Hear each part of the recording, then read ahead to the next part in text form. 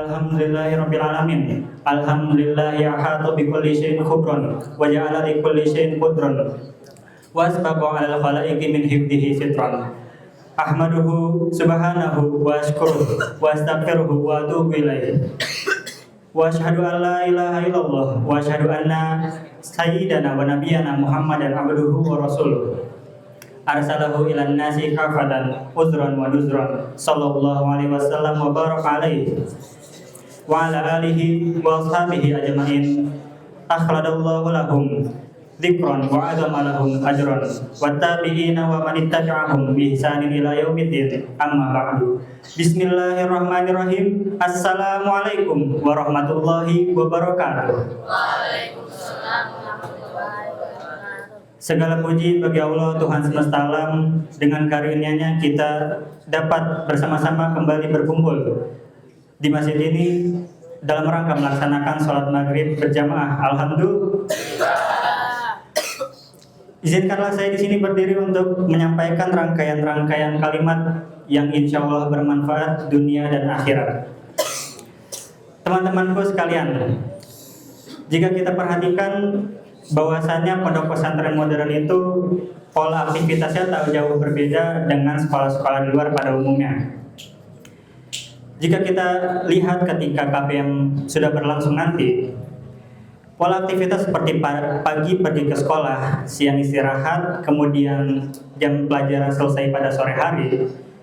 Pola aktivitas tersebut tak jauh bedanya dengan sekolah-sekolah di luar pada umumnya. Namun ada satu hal yang membedakan antara pondok pesantren modern dengan sekolah-sekolah di luar pada umumnya, yaitu sistem asrama. Pondok pesantren punya julukan keren, yaitu boarding school. Kalau kita telaah dari Oxford Dictionary, boarding school memiliki arti the school where the pupils live during the terms, yang artinya sebuah sekolah yang dimana murid-muridnya itu tinggal, murid-muridnya itu beraktivitas, murid-muridnya itu hidup di lingkungan sekolahnya selama waktu semester berlangsung. Sistem asrama inilah yang membuat pondok pesantren berbeda dengan sekolah-sekolah di luar pada umumnya, yang dimana ketika jam pelajaran selesai, murid-murid dapat kembali ke rumah mereka masing-masing, sedangkan di pondok pesantren kita sama-sama kembali, tapi kembali ke asrama yang berada di lingkungan pondok. Jadi, sistem asrama ini yang membuat kita memiliki waktu lebih banyak bersama teman-teman kita. Di sisi lain, sistem asrama ini juga memberikan dampak positif yang baik bagi santri. Tapi kadangkala sistem ini juga memberikan dampak yang negatif. Dampak positifnya apa? Dampak positifnya seperti terjalinnya persaudaraan yang lebih tinggi, kemudian sosialisasi, saling menghargai dan menghormati, dan lain sebagainya. Namun di sisi lain juga ada dampak negatifnya, seperti meningkatnya intensitas emosional para santri. Mengapa demikian? Karena kalau kita lihat sistem asrama itu 24 jam. Jadi kita tidak mungkin tidak bertemu orang yang sama di pesantren dalam waktu 24 jam. Dan itu menjadi permasalahan ketika ada dua pihak yang memiliki masalah satu sama lain, yang memiliki perseteruan satu sama lain, yang dimana jangka waktu untuk meredakannya itu sangat minim. Dan di sini masalahnya bukan di mana kita untuk meredakannya, tapi di mana kita untuk menangani permasalahan itu muncul. Yang dimana permasalahan ini muncul biasanya dari candaan-candaan verbal yang terjadi di lingkungan yang lebih sempit, di lingkungan yang lebih kecil, seperti kamar ataupun kelas.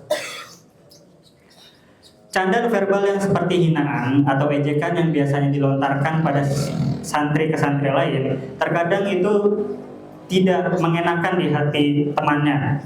Terkadang merasa sensitif atau merasa ini tuh tidak cocok di dalam hatinya.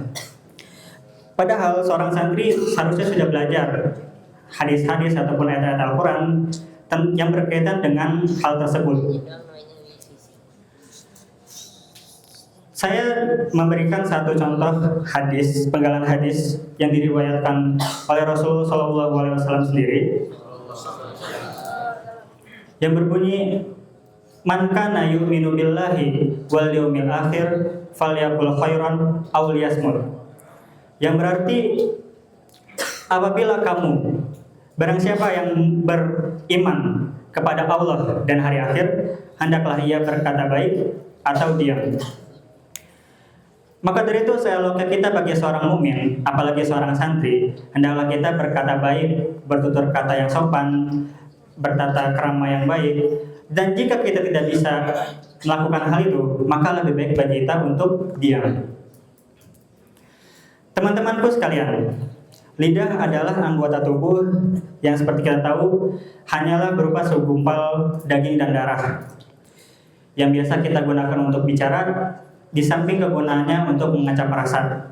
Tapi terkadang lidah itu juga bisa menjadi setajam pedang yang menimbulkan luka tapi tak berdarah dan meninggalkan sisa rasa di dada. Tapi lidah ini juga bisa menjerumuskan kita ke dalam siksaan api neraka. Bayangin aja, anggota tubuh yang tidak memiliki tulang bisa membawa kita terjun bebas ke dalam lautan api neraka. Nauzubillahi min dzalik. Melalui satu perkara, yaitu ghibah.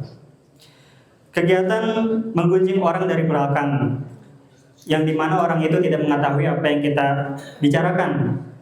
Itu biasanya menjadi fenomena yang lumrah terjadi di Indonesia, apalagi pada kaum hawa. Padahal Rasulullah sendiri telah menyebutkan dalam hadisnya yang diriwayatkan oleh Abu Hurairah radhiyallahu anhu, Rasulullah shallallahu alaihi wasallam berkata,